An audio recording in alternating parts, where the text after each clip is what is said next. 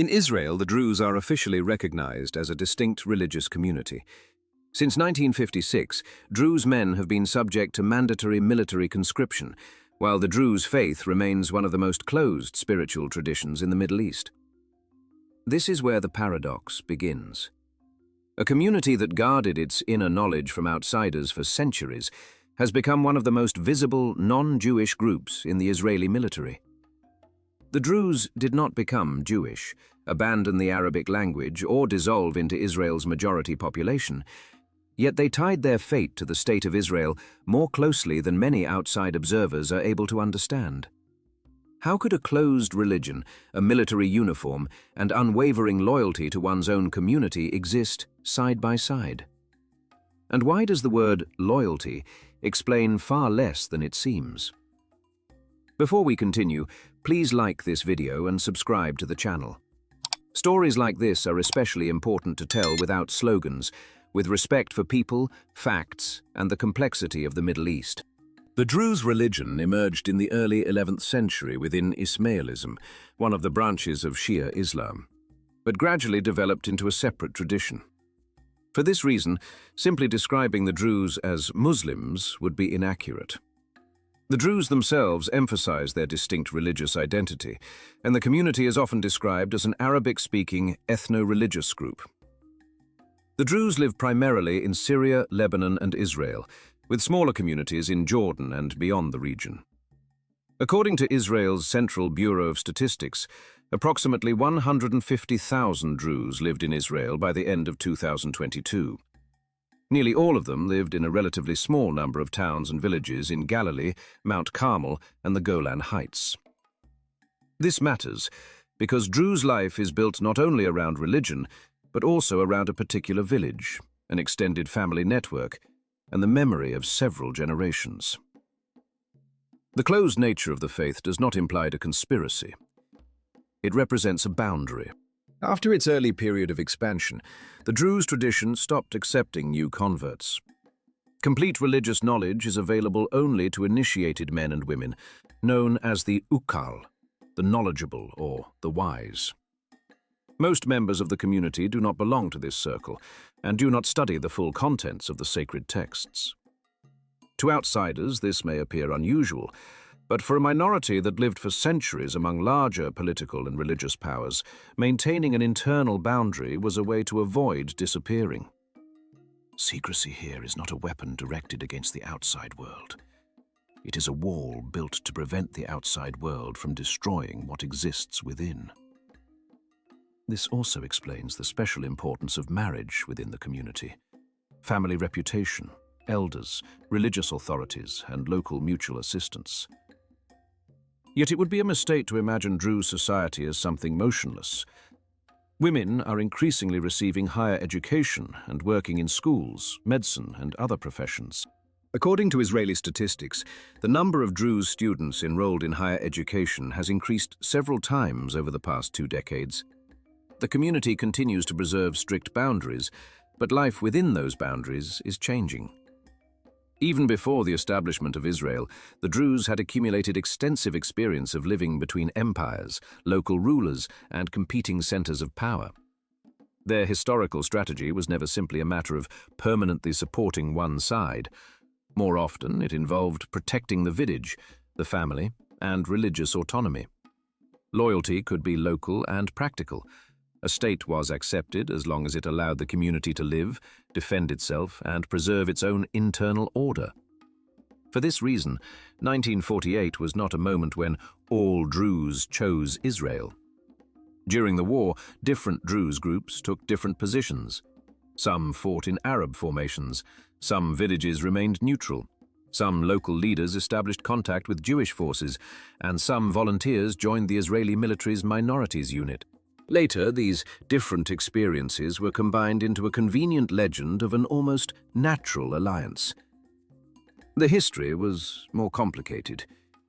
In 1956, mandatory conscription was extended to Druze men. The official Israeli narrative long emphasized requests made by Druze leaders. Archival research, however, also reveals resistance. Some young men failed to report for service, families protested, and certain community leaders opposed conscription. The community's special agreement with the state was therefore not born from complete unanimity. It developed through negotiation, pressure, calculation, and the gradual acceptance of a new reality. In 1957, Israel officially recognized the Druze as an independent religious community. A separate religious council and Druze religious courts were later established. The state officially acknowledged something the community had understood for centuries. The Druze were not an extension of another religion or a temporary group that could be absorbed into someone else's category. We have reached the middle of this story, and this is an especially important moment to hear your opinion. Write in the comments, can military service become an agreement of equality when civil equality still has to be proven? Like the video and subscribe if you value conversations that avoid oversimplification. The military became the main bridge between the Druze and Israel's Jewish majority. For many young men, service meant learning Hebrew, acquiring a profession, reaching command positions, and taking part in the defense of the country. Ghassan Alian commanded the Golani Brigade, while other Druze officers reached senior positions in the military and police.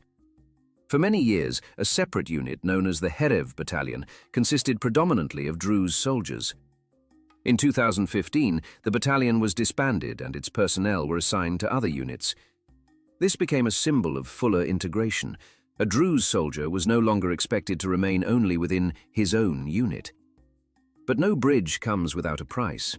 Lieutenant Colonel Mahmoud Kir al-Din of Herfesh was killed in 2018 during a covert operation in the Gaza Strip. His identity remained classified for several years. When the restrictions were finally lifted, the country saw a husband, a father of 2 sons, an intelligence officer, and a mentor to Druze youth. At that moment, the expression, "covenant of blood," stops being a beautiful formula. Blood is not a metaphor when a family truly loses a son. Military service also creates a difficult question. The Druze speak Arabic, while Israel's wars have unfolded for decades within the context of the Arab-Israeli conflict. For some, service became part of a sincere Israeli identity. Others emphasized their Arab or Palestinian identity and opposed conscription. The Druze do not speak with a single political voice. The Druze of Galilee and Mount Carmel should not be confused with the Druze of the Golan Heights.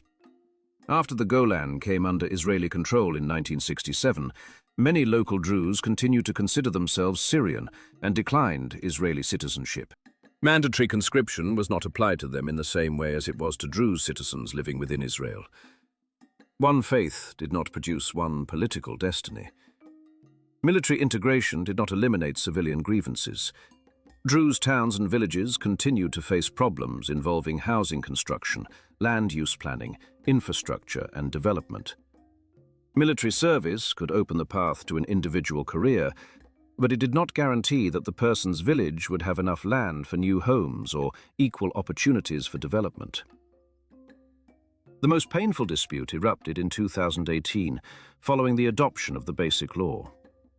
Israel as the nation-state of the Jewish people.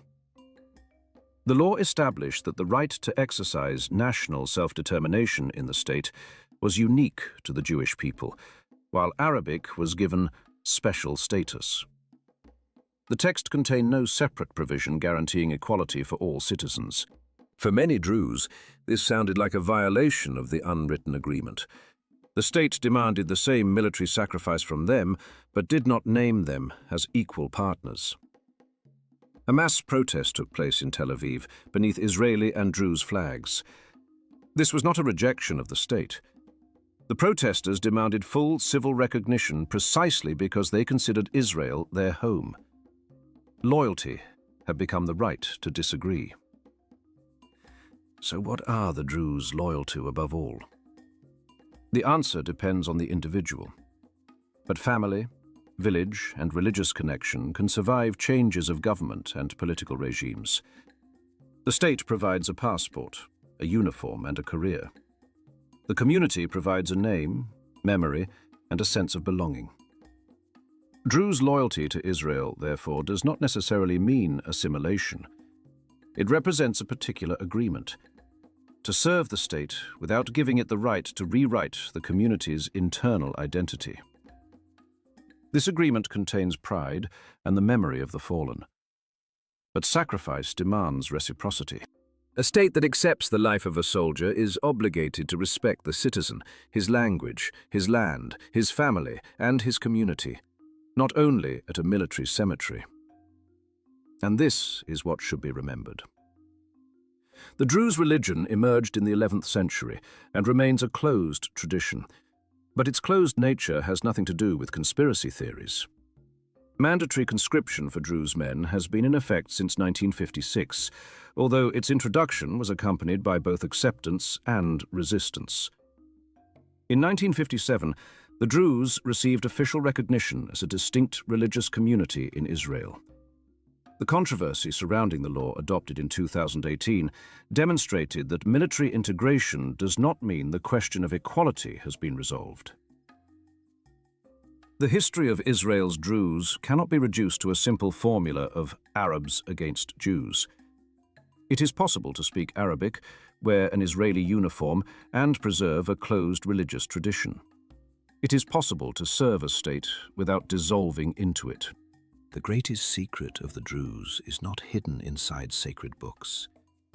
It is the way a small community has lived among powerful forces for centuries and still managed to remain itself. If you watched until the end, write the code word community in the comments. Like the video, share it, and subscribe to the channel. As long as stories like this are remembered, complicated truth will not surrender its place to a convenient legend.